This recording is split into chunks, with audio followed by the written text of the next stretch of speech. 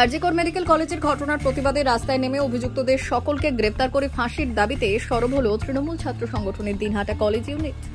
সংগঠনের পক্ষ থেকে প্রতিবাদ মিছিল অভিযুক্তদের ফাঁসির দাবিতে এবং সিবিআইকে তাদের তদন্তের অভিযুক্ত সকলকে গ্রেপ্তারের দাবিতে সরব হয় ছাত্রছাত্রীরা। বৃহস্পতিবার দুপুরে দিনহাটা কলেজ থেকে এই প্রতিবাদ মিছিল বের হয়ে শহরের বিভিন্ন পথ পরিক্রমা করে। ছাত্র সংগঠনের দিনহাটা কলেজ ইউনিটের পক্ষ থেকে এই দিন এই প্রতিবাদ মিছিল শহর পরিক্রমাকালে সংগঠন নেতৃত্ব বললেন, নারকীয় এই ঘটনায় অভিযুক্ত সকলকে গ্রেপ্তার করে দৃষ্টান্তমূলক শাস্তির দাবিতে এই প্রতিবাদ মিছিল। এদিন আরো তারা কি কি জানিয়েছেন শোনাবো।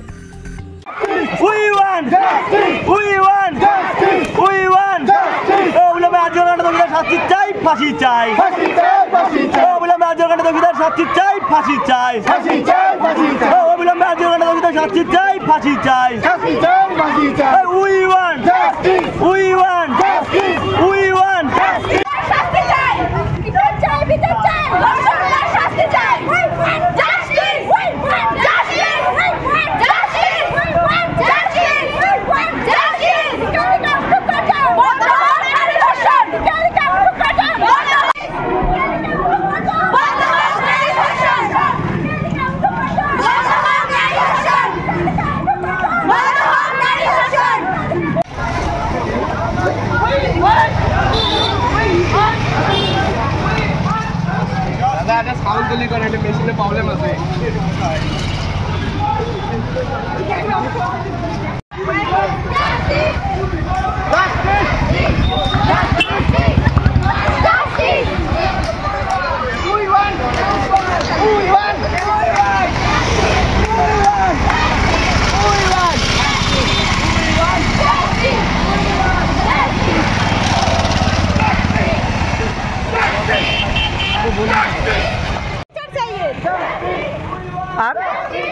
আর যেন কোনো নারী এরকম হয় না রাস্তাঘাটে, তার বিচার লাগবে।